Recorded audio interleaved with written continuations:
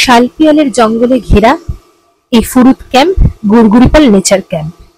এক অদ্ভুত শান্তি, এক অদ্ভুত নিস্তব্ধতা রয়েছে এইখানে। যেন মনে হলো ব্যস্তময় জীবন থেকে একটু স্বস্তির নিঃশ্বাস, ফ্রেশ অক্সিজেন।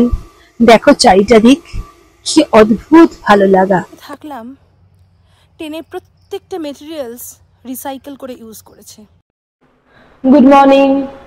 সকাল সকাল চলে এলাম তোমাদের সাথে নতুন একটা ব্লগ নিয়ে। আর আজকে যে ডেস্টিনেশনটা থাম্বনেল দেখে তোমরা হয়তো কিছুটা আইডেন্টিফাই করেছো, কিন্তু ভীষণই একটা আনকোরা অফবিট জায়গা, কলকাতা থেকে খুব কাছাকাছি। টোটাল ডিটেলসটা দেবো, চলো দেখতে থাকো, সঙ্গে থাকো, বেরিয়ে দেখা হচ্ছে। ফাইনালি একদম লাস্ট মিনিটে রেডি হয়ে আমরা বেরিয়ে গেলাম। তো বেরিয়ে আমরা ফার্স্ট টার্গেট নিয়েছিলাম যে দাঁড়াবো কোলাঘাটে, কিন্তু একটু ডানকুনিতে দুজনেই দাঁড়ালাম, তার কারণ প্রচন্ড জলটা তেষ্টা পেয়েছিল। তো একটু জল নেওয়া আর একটু তার সাথে শ্রীমন্ত চা খাওয়া, কারণ ঘুম ঘুম হালকা একটা ব্যাপার রয়ে গেছে আজকে। তো সেখান থেকে কিন্তু আমরা ব্রেকফাস্টটা করবো চিবি কোলাঘাটে। তো চলো এখানে জাস্ট একটু 5 মিনিট দাঁড়িয়ে আমরা চলে গেছি কোলাঘাট। আর কোলাঘাটে যেখানে দাঁড়িয়েছি একদম ঠিক শেরে পাঞ্জাবের উল্টো দিকে, তোমরা দেখতেই পাচ্ছ, তোমাদেরকে দেখানো হচ্ছে। আমরা যাবো ফেরার দিনকে বলেছি শেরে পাঞ্জাতে যেতেই হবে। আর আজকে আমরা প্রত্যেকবারই কোলাঘাটে একটু অন্যরকম রেস্টুরেন্ট বা ক্যাফে গুলোতে ঢুকি। আজকেরটা না আমার দারুণ পছন্দ হয়েছে, আমরা বেছে ওটাই ঠিক করেছি। আজকে যখন নেচারের বিউটি নিতে যাচ্ছি, নেচারটাকে যখন ভালোবাসতে যাচ্ছি, আজকে ঠিক ওইরকম টাইপেরই একটা আমরা রেস্টুরেন্ট কাম ক্যাফে পেয়েছি। তো সেখানে গিয়ে একদম শেরে পাঞ্জাবের অপোজিটই অন্নপূর্ণা। তো সেখানে আমরা সেরকম কিছু নিলাম না, তেলে ভাজা একদম ব্রেড টোস্ট আর ডিমের অমলেট এগুলো খেয়ে দেই, ব্যাস রওনা দিয়ে দিয়েছি। একদম ফাইনালি ডেস্টিনেশনে পৌঁছে যাব। আর যেখানে যাচ্ছি তোমাদেরকে গিয়ে তারপরে সবটা বলবো। ফাইনালি পৌঁছে গেছি। মুখ চোখের কি অবস্থা বুঝতে পারছো? আমরা জয়পুর ফরেস্টে এই বছরেই গেছিলাম।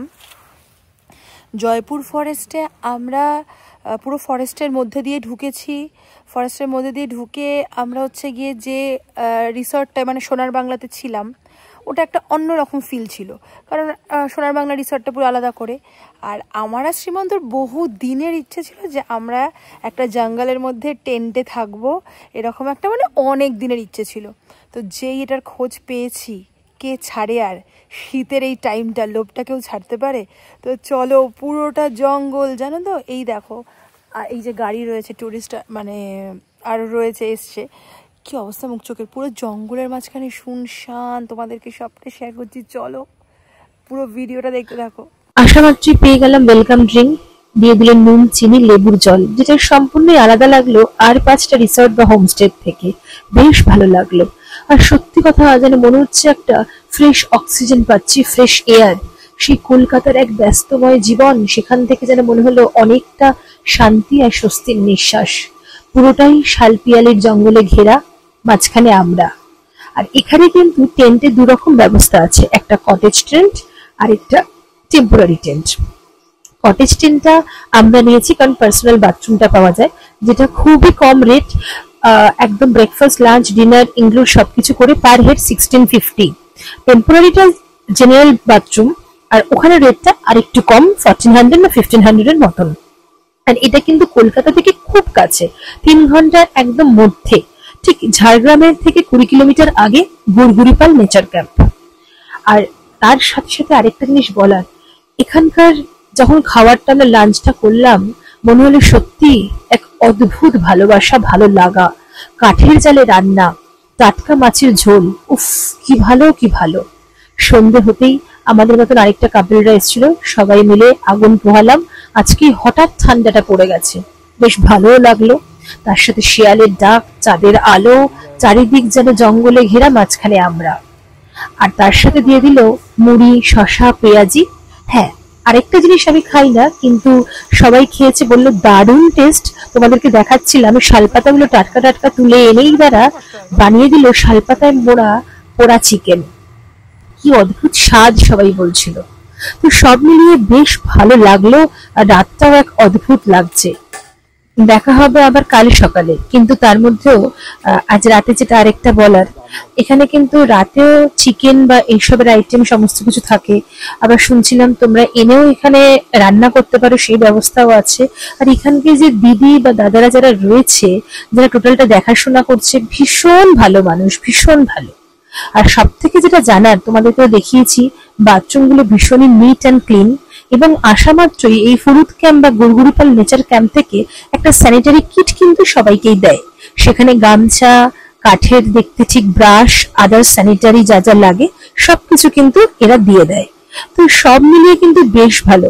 আমাদের মনে হলো ঠিক শান্তিনিকেতন যেমন আমাদের পিছু টান, এটাও হয়তো আমাদের কাছে একটা পিছু টান হয়ে গেল।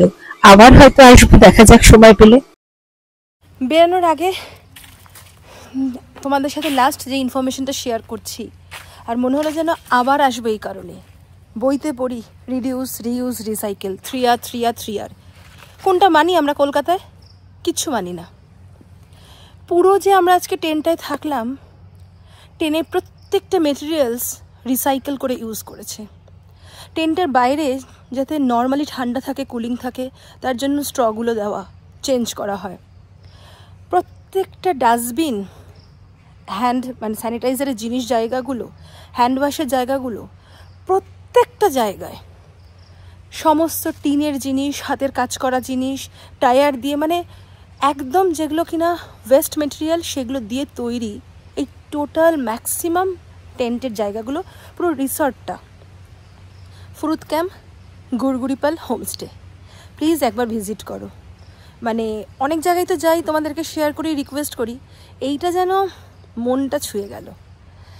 এই রকমভাবে ওয়েস্ট মেটেরিয়াল দিয়ে সেগুলোকে এইভাবে রিইউজ করা, হাতের কাজ, তার সাথে ন্যাচারাল বিউটি, ন্যাচারালি সমস্ত কিছু খাওয়া দাওয়া পাওয়া, সত্যি এটা অনেকটা। তো চলো, বেরিয়ে পড়েছি, ভালোবাসাটা কিছুটা যেন নিয়ে যাচ্ছি। আর একটা শনশন দেখো, বনের হাওয়া। যাওয়ার পথে যদি কোনো সাইট সিন দেখি সেটাও শেয়ার করবো, কারণ তোমরাও এসে যদি ঘুরতে পারো। তো চলো, টাটা। নেচার ক্যাম্প থেকে বেরিয়ে গেলাম। বেরোতে বেরোতে লাস্ট তোমাদের একবার জঙ্গলটা দেখিয়ে দিই আর বলে দিই যে তোমরা কিন্তু এখানে যদি কেউ আসো, প্লিজ সিগনেচার ডিশটা সবাই খেও, যেটা শালপাতায় পোড়া চিকেন। তার কারণ এই ক্যাম্পের যারা ওনার বা এই দিদিরা, এরাই বলছিল যে যারা অ্যাকচুয়ালি ট্রাইবাল পিপলরা এখানে হান্টিং এ যেত, তখন তারা তো সেরকম ভাবে কিছু খাবার পায় না, সেই জন্য তারা ওইগুলোকেই শিকার করে তখন শালপাতায় মুড়িয়ে তারা ওগুলোকে পুড়িয়ে খেত। তো সেটাই, এই ইনোভেটিভ আইডিয়াটাই মানে চিকেনে কনভার্ট করে এইখানে এই আইটেমটা করা হয়। আর যেটা দুর্দান্ত টেস্ট, এটা এখানকার একদম মানে সিগনেচার ডিশ আইটেম। তো অবশ্যই এটা কিন্তু আসলে টেস্ট অবশ্যই করো। তো চলো, এবার আমরা পৌঁছে যাচ্ছি কংসাবতী নদী, যেখানে তোমাদেরকে দেখাবো। আর তার সাথে সাথে আমাদের সাথে যে কাপলটা রয়েছে, তারাও না ভীষণ আমাদের মতন এক্সপ্লোর করতে ভালোবাসে।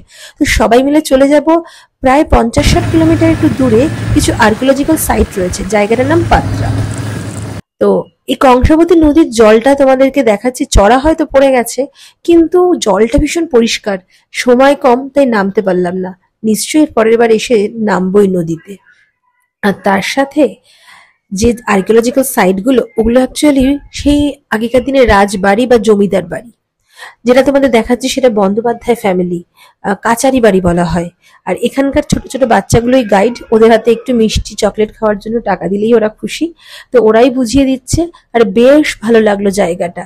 তোমাদের কেমন লাগলো সবটা অবশ্যই কিন্তু জানিও।